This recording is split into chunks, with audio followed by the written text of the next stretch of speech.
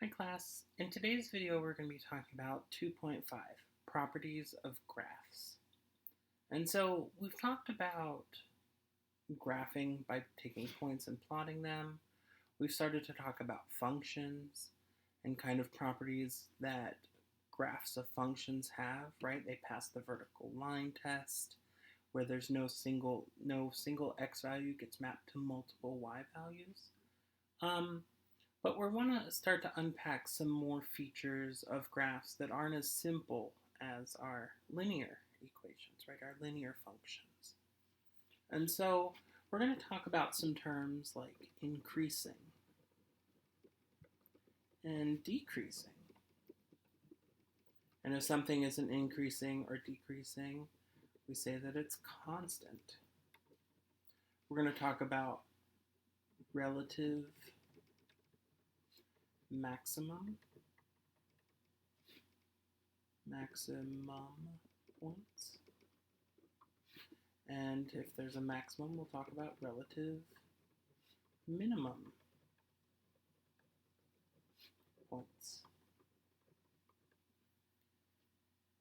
And if we're talking about both max and mins as a kind of type, we'll talk about extreme values. And turning points. We're going to talk about even and odd functions. And something called the average rate of change.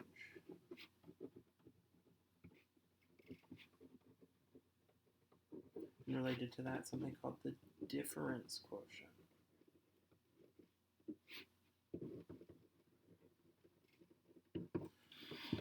So I just want to get these terms kind of floating around in your head because we're going to unpack them as we go. The first several, all of these, we're actually going to use a real graph, not something we've come up with. And this is looking at average, or daily active users rather, DAU of TikTok.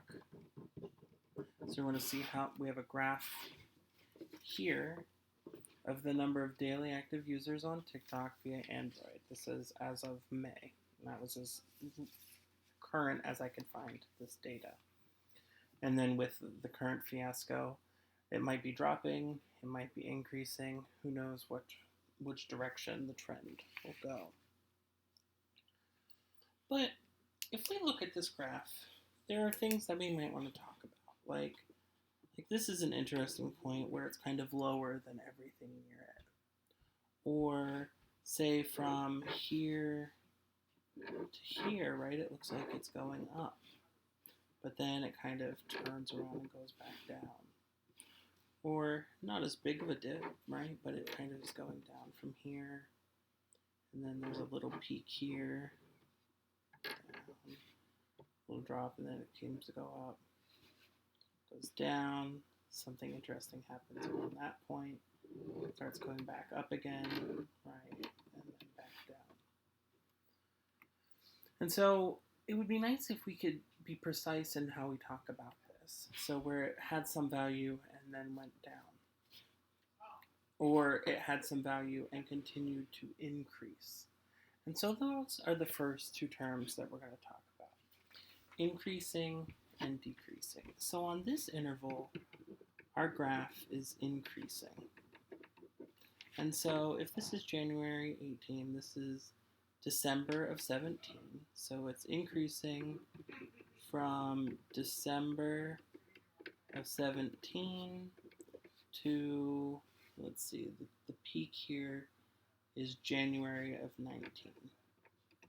So our graph is increasing from December of 2017 to January of 2019. But then at January 19, we have this interesting point, which we're going to call a relative maximum at January of 2019. And then here from January 19 to, let's see, 2 months before July is May. So it's decreasing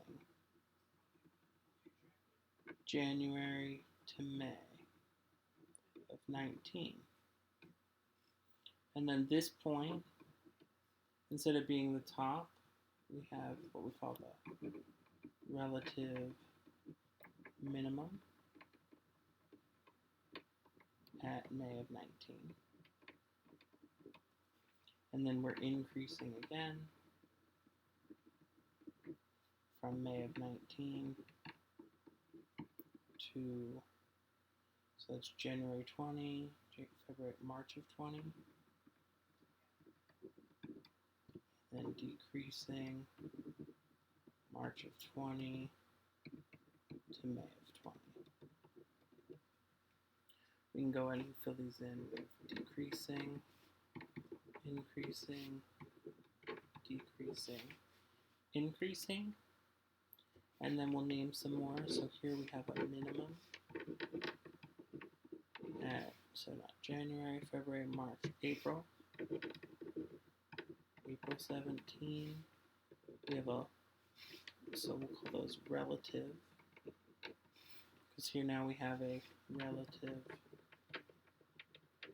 max at July, August, September 17, just in time for back to school. A relative min at December 17. And then from December 17, up here it's increasing. The relative max, decreasing, relative min, increasing. We have another relative maximum. If we want, we could read all of these values. So, for example, our relative maximum here at March of 20, every day there was, so let's see, relative max of 36.74 million. So that means the average number of daily users on TikTok was 36.74 million. So 36.74 million people were using TikTok on average each day in March of 2020. And so I want to give us kind of, right, and these are in some way intuitive. It makes sense when we talk about something getting smaller or something getting bigger. So increasing and decreasing. But I want to give us some formal terms.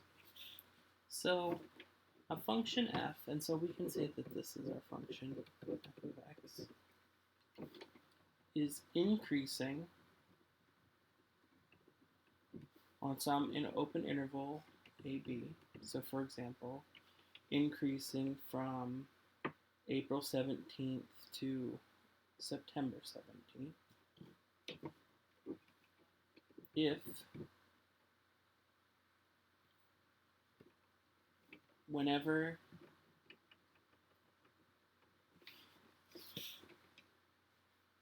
some x1 is less than x2, and I'm going to unpack this on our graph. If whenever x1 is less than x2, our function at x1 is less than our function at x2. So, like I said, let me unpack this. Let me go ahead and copy an increasing interval. So we have one from here to here, increasing.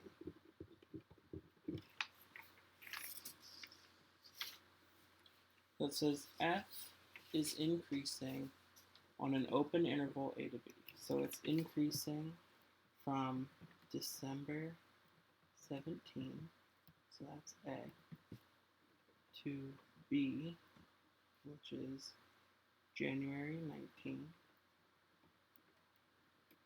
So increasing on AB if x1 less than x2 implies our function value is less than. So pick this point, x1, this point, x2. So we have January, February, March, April, May. So x1 is May of 18, and x2 is July, August, September, October. x2 is October of 18. So it says if May is less than October, so it's smaller, if our function value is less. So our function value of May of 18 is 10.25, and then in October is 24.74. So since x1 is less than x2 and 10.25 is in fact less than 24.78, the function is increasing.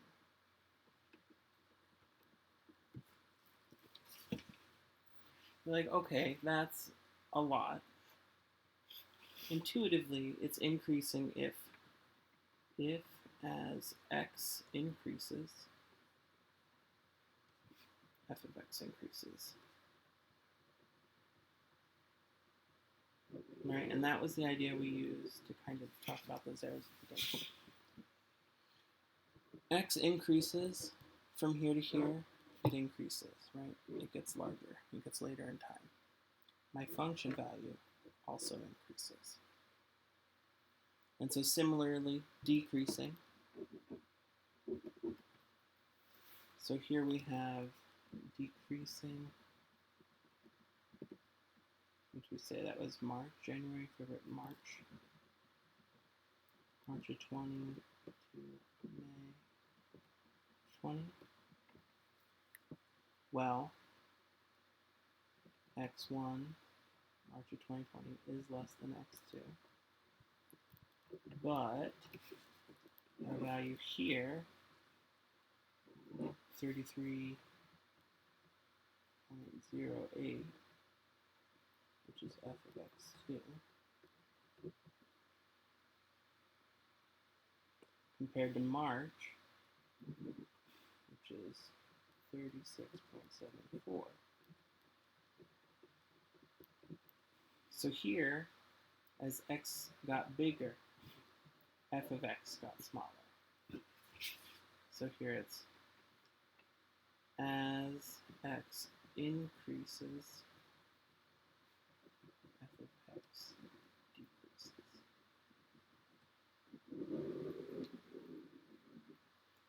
If that's where it is, f is decreasing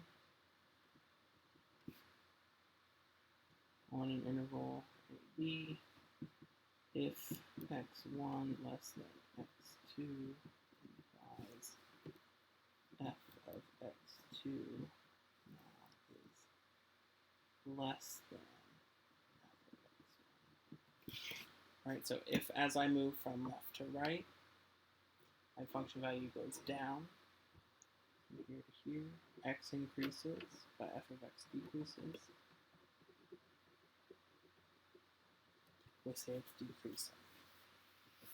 Now this doesn't have any segments where it's not increasing or decreasing, but constant would be something like this. Let's start f of x equals 4. So that's if x1 less than x2 implies f of x1 equals f of x2. So if instead of it getting bigger or getting smaller, it stays the same. And then we have a relative maximum.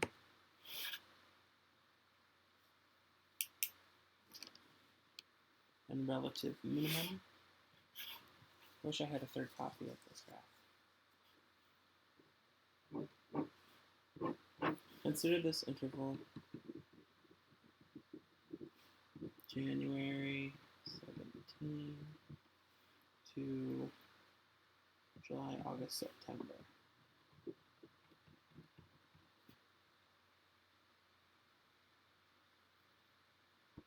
Now for this entire section, we have this point, February, March,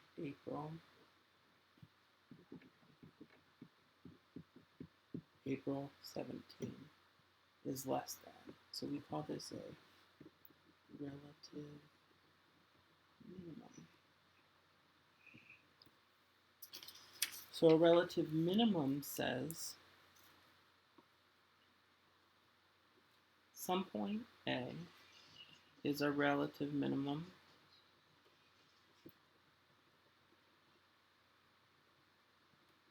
on some interval x1, x2 if your function value at that point is less than or equal to function value for at x for every. And so this is a new symbol that I want you to know. This V with a line or an upside down line is for every. If for every x in that interval x1, x2. You're like, what? A is a relative minimum on this interval if at that point A it's less than everything for every other x. What that means, f of A, our function value at April 17th, 3.10, is less than everything between January and September. Isn't that true? January to September. It's less than 4.1, less than 3.6, less than 3.3, less than 3.2, less than 3.4, less than 3.8, 4.3, 4.6. And we actually could keep going, right? Because it's less than all of these, it's less than all of these, it's less than all of these, and less than all of these. And so if there's a point that's less than every value, this is the lowest point on the entire graph, assuming there's no data prior. Because at some point there would be 0 users, right, when it first came out. But we could call this an absolute minimum.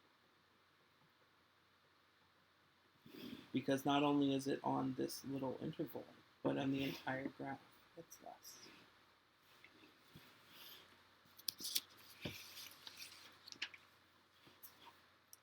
A relative maximum. So if here we said A is a minimum on an interval, if that function value is less than all of the other ones in that range, we would just use the opposite. Well, A is a relative max on some interval x1, x2 if our function value there is bigger than or equal to our function value x for every x in our interval x1, x2. So, going back to here, this point, September, is a relative max. Because for its nearby neighbors, its value is larger. And we could only go so far because we said that was September, 4.67. We can go all the way to October, November, December, but we can't include January because January is 4.69. So we'd have to stop here. Now we could extend left probably a little bit further. So that was September, 4.67. That's large in all of those. So we could include all the way back to the beginning. But so it's increasing if as x increases, our function increases. It's decreasing if as x increases, our function decreases. It's constant if as f increases, there's no change. I'll write that. As x increases, no change in f of x.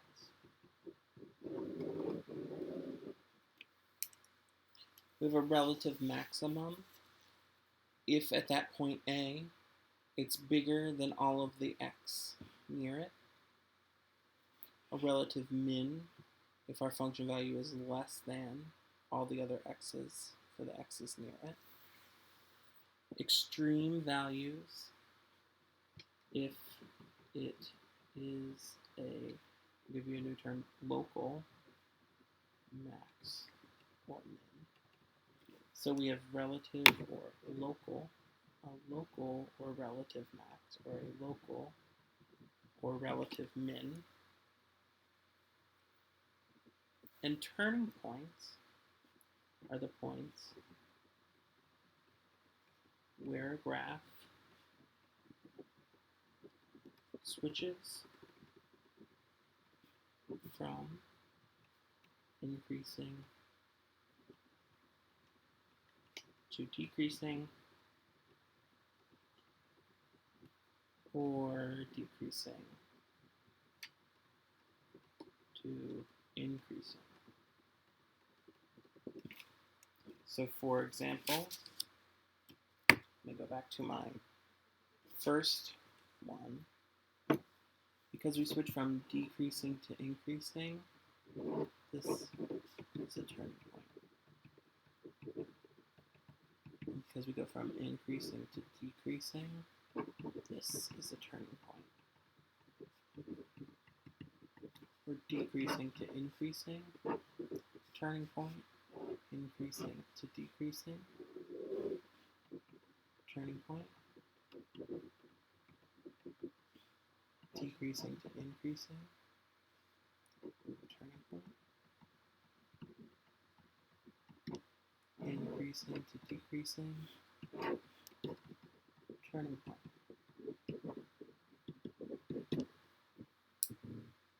And I gave you the term here,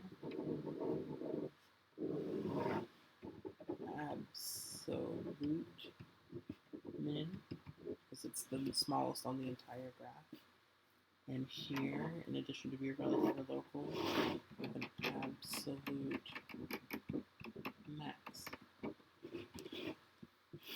So when we talk about maximum and minimum for our extreme points, we can talk about the largest on the graph, the absolute max, the smallest on the graph, the absolute min, or all of our relative max and mins. So we have a local min, a local max, we have a local min, we have a local max. Here we have a local min, and we have a local max. If a graph ends, right, there's no data after, we can also call those local min. Or here we can call this a local max. And something important to note, these local max and min correspond exactly to turning points.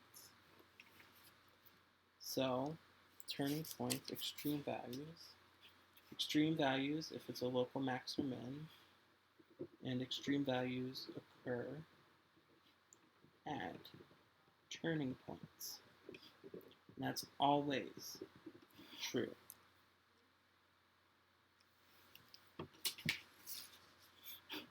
So that's a lot of terms, but I hope that when we look at a graph like this, there's some kind of intuition about decreasing and increasing, decreasing and increasing.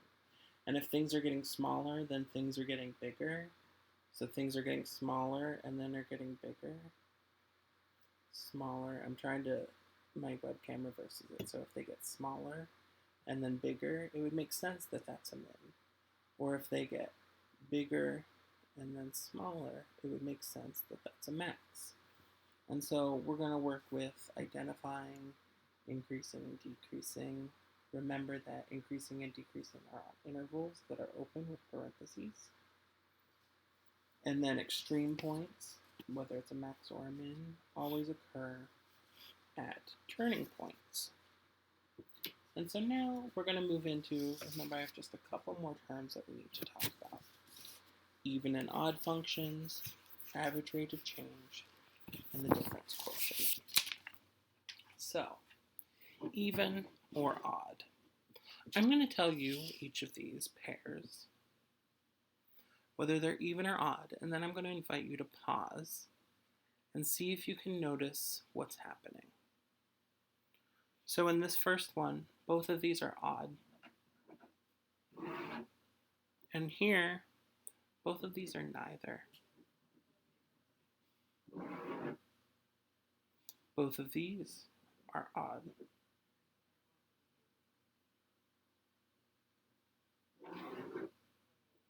Both of these are even.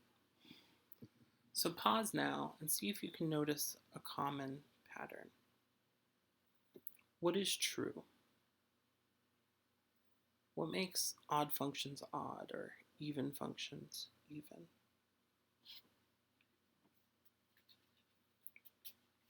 Well, I'm going to define our even function first.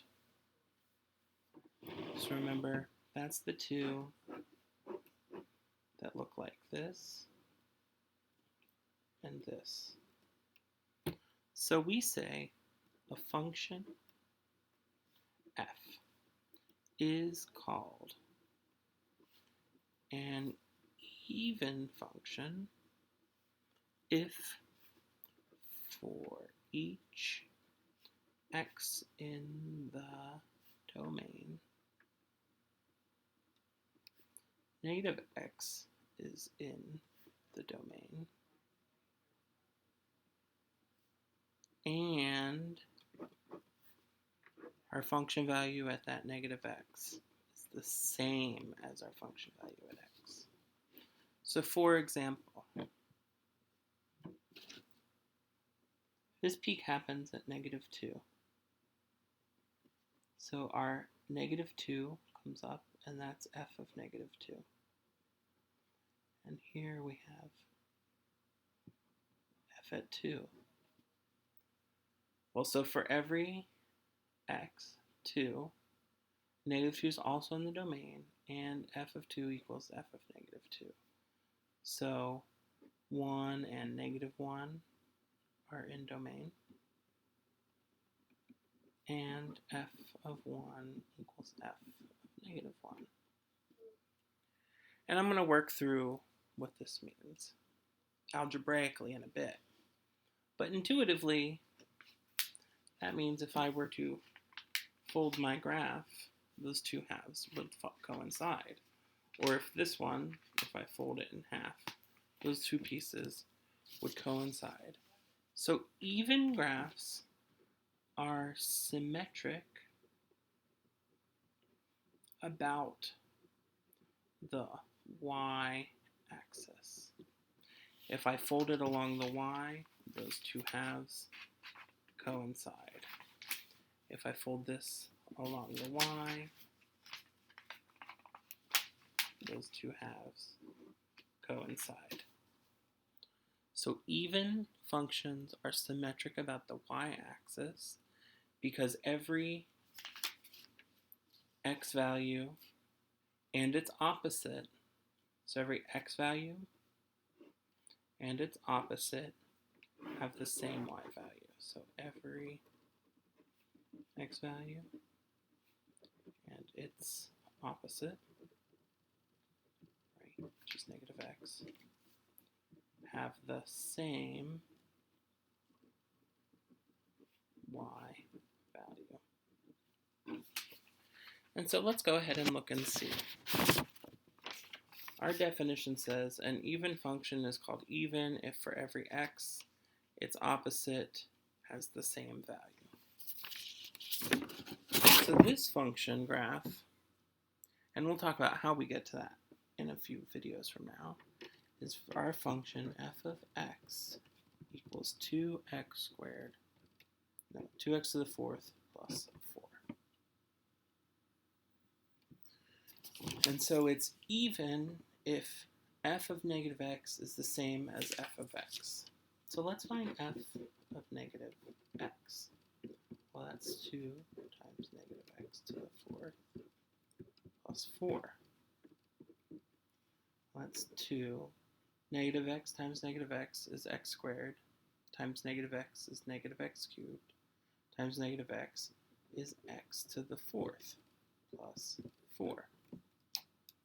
We'll notice that this and this are the same. So since f of negative x equals f of x, f is even, right? And we could have based or guessed that that was true, because if we would fold this along the y-axis, those two pieces would coincide. Now suppose we look at this other one. Now we have 2x cubed plus 4x. f of x equals 2x cubed plus 4x. f of negative x then is 2 negative x cubed plus 4 times negative x. Well, negative x times negative x is x squared times negative x is negative x cubed. So we have 2 negative 2x cubed. 4 times negative x is negative 4x. And I'm going to factor this negative out. Negative 2x cubed plus 4x. That should look familiar. 2x cubed plus 4x is f of x. So here we have f of negative x equals negative f of x. And so if f of negative x equals negative f of x, the function is odd. So I'll give you our definition of odd functions. A function f is called an odd function if for each x in the domain its opposite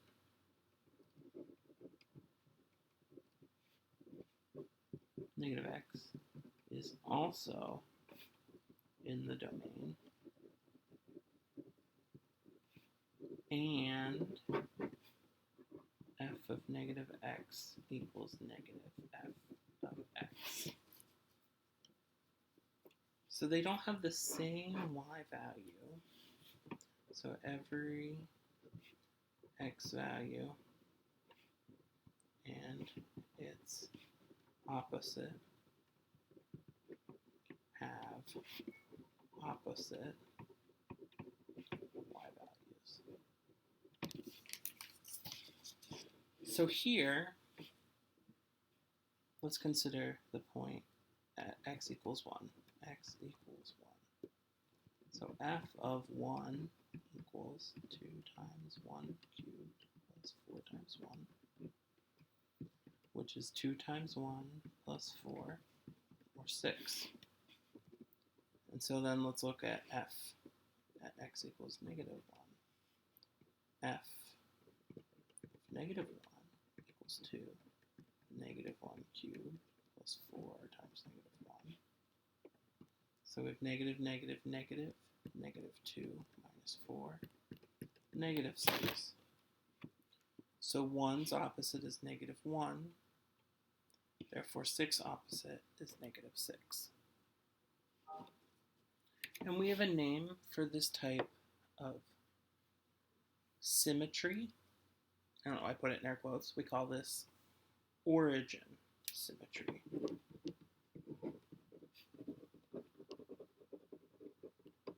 And the reason is if I would take this piece and rotate it 180 degrees, this piece rotated 180 degrees would match this piece. So even functions have y-axis symmetry, and odd functions have origin symmetry. So let's go through a couple more examples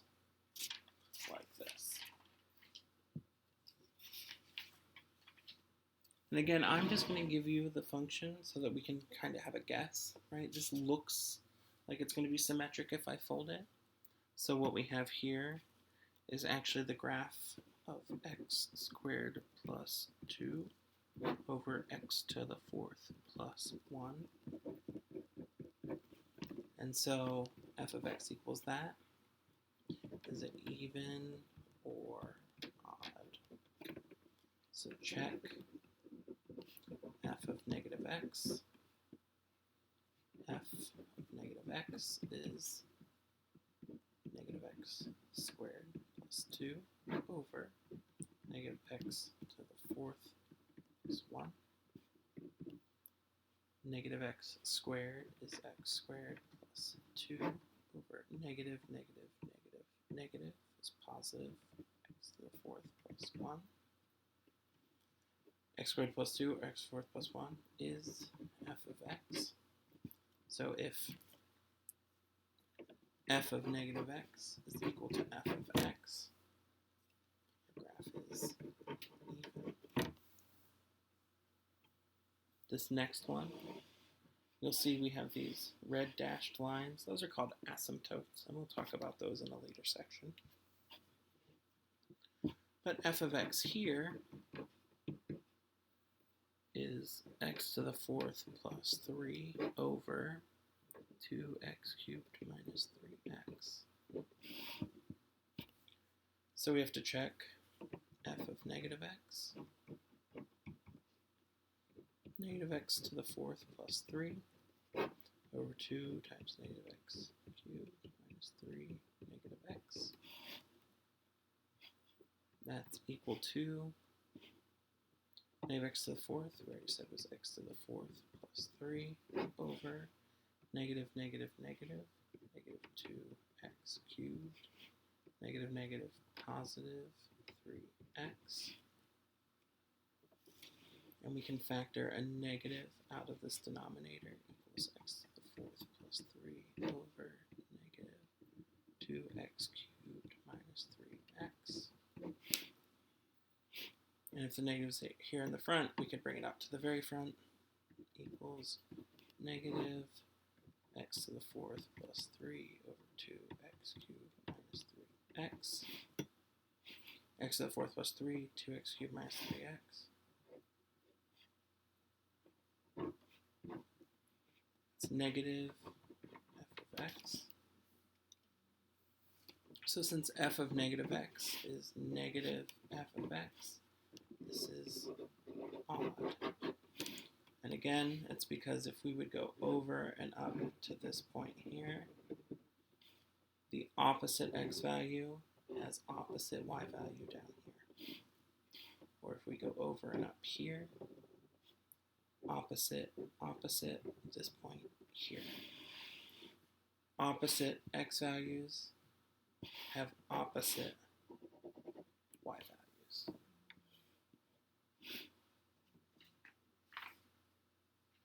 I have one more example. I just got excited and had too many axes. Here we have 3x squared plus 7 over x minus 3. F of x equals, I'm going to know even or odd. We'll check f of negative x. F of negative x equals 3 negative x squared plus 7 over negative x minus 3. 3x squared plus 7 over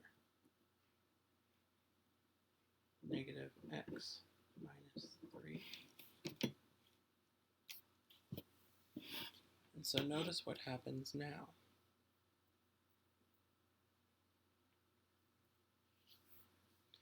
If I try to factor a negative out, so let's do that. Negative 3x squared plus 7 over, this becomes x plus 3. X plus 3. But we need x minus 3. So if I have x minus 3, I can't have this negative here. because it has to distribute. And so because f of x, since f of negative x doesn't equal f of x, or because f of negative x doesn't equal negative f of x, this graph is neither.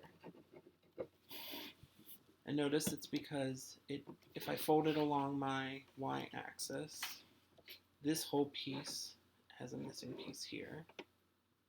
And if I go over and up to this point doesn't fall onto the graph. And so this function is neither even nor odd. But generally our procedure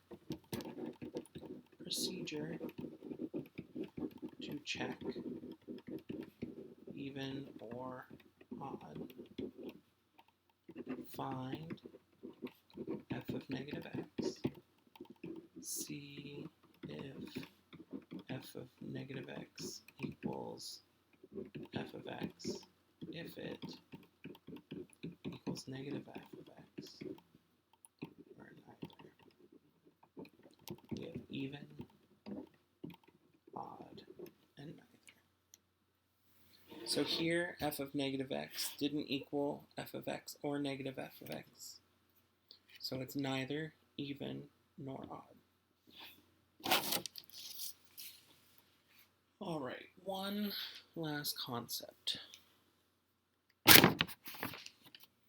Suppose we have, and actually let me go ahead, I'll reuse one of my sample graphs. Let's revisit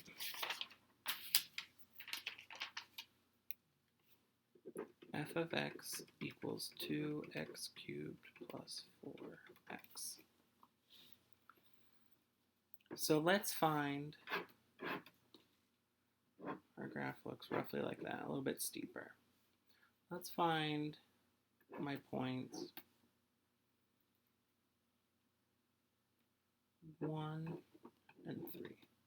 So if x equals 1, f of 1 equals 2 times 1 cubed plus 4 times 1. 2 times 1 is 2 plus 4 is 6. 1, 6. And remember, we used that point, so we kind of knew where that was. And our point 3, f of 3, equals 2 times 3 cubed plus 4 times 3. 3 times 3 is 9, times 3 is 27, times 2 is 54, plus 4 times 3 is 12, is 66. Right, so this gets received really fast. So the average rate of change definition. If A, f of A, and B, f of B are 2 points on the graph of f, then the average rate of change, which we're going to abbreviate AROC.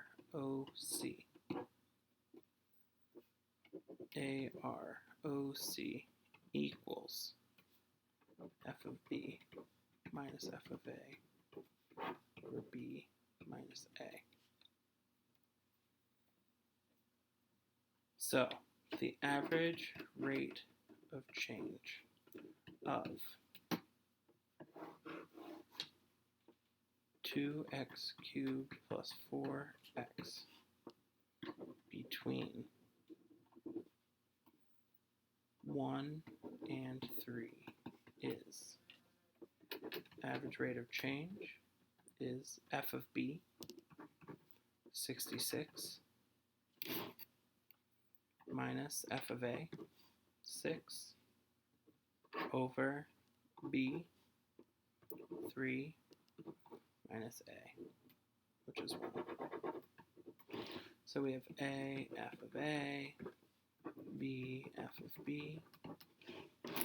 So So we have 66 minus 6, which is 60. 3 minus 1 is 2, is 30. So really our average rate of change between 1 and 3, average rate of change is the slope between 2 points on a graph. Another example,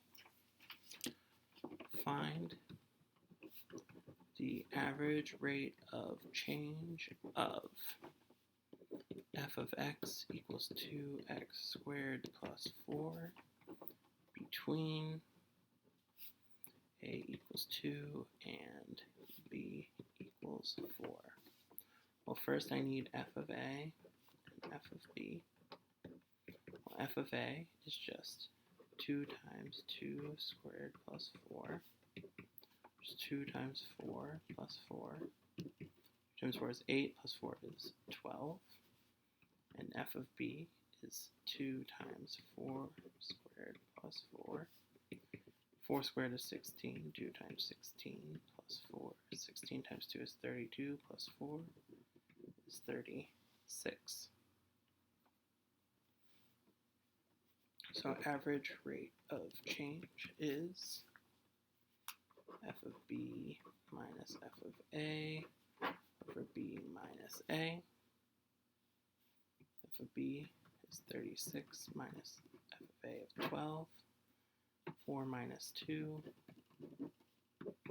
36 minus 12, 34, 24 over 2 is 12. You're like, well, what happens if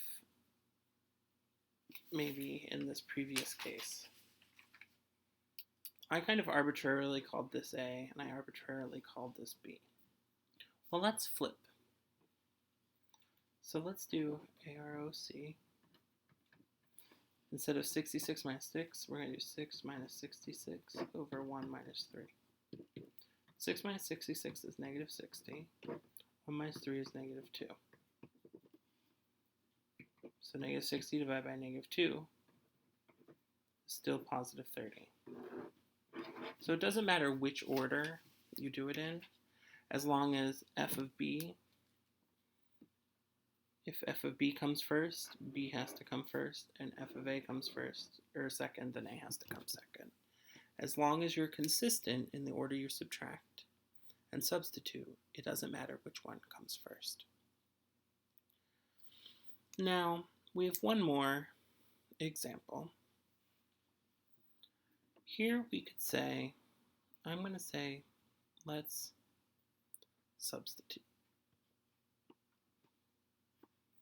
We have something called the difference quotient. And let's say I don't want to specify my b term. Instead, I have some graph, and I want to specify my point, and I want to specify some step. So here h is a step. So it's a little bit over.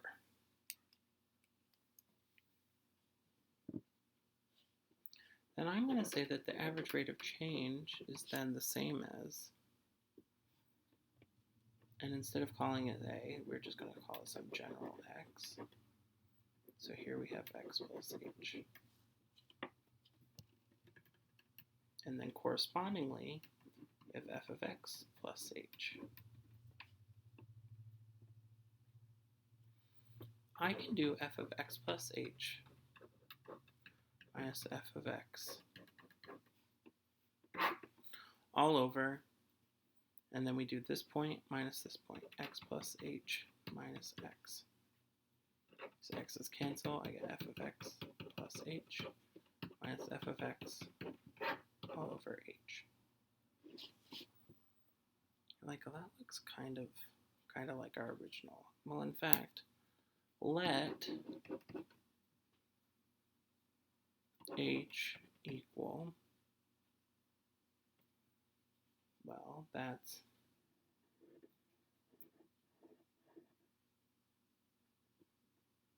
b minus a.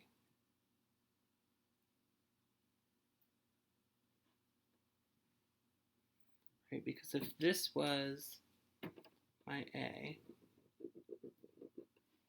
and this was my b, h is that distance, going back to our distance formula from a number of days ago, right? We had our distance between those is b minus a. Well, then x plus h is really f of a plus b minus a, because that was h, minus f of a, because x is really just that starting value, over h, b minus a. Well, a minus a cancel, f of b minus f of a over b minus a. So our difference quotient is really just a different form of our average rate of change. And I won't ask you to use the difference quotient a ton. I want you to know what it is and be familiar with it, but your difference quotient is going to come up a lot in calculus. And so that's why it's important that we see it here. But remember that the difference quotient is really just the average rate of change, where instead of specifying points A and B, I specify a starting point x, and then a distance between x and its next one, that's h. So we have x and x plus h, or rather, since it's mirrored x plus h, that distance between them is h. But it's really equivalent to our average rate of change. So things that I would expect you to be able to do after on the homework in this section is looking at a graph, determine where it's increasing, decreasing, and constant. Determine where we have relative max, relative minimum, and knowing that both cases they're called extreme points or extreme values. Extreme values always happen at turning points, and remember those are the points where we switch from increasing to decreasing. So we switch from increasing to decreasing, so we have a max, or decreasing to increasing, so we have a min.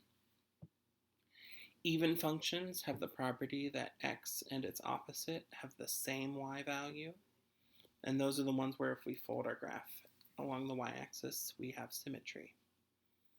Odd functions are when we take x and its opposite, they have opposite y values. And so that was if negative 3 went over to 9, 3 goes over to negative 9. And then average rate of change is essentially finding the slope between any 2 points on a graph.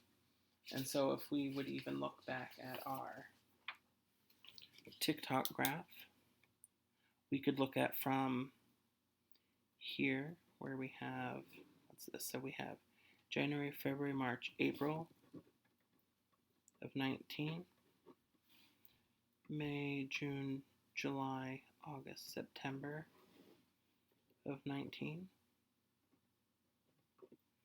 We could find the average rate of change from April to September.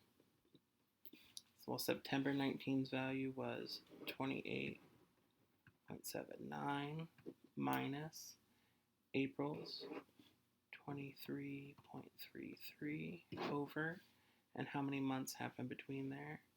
1, 2, 3, 4, 5 months.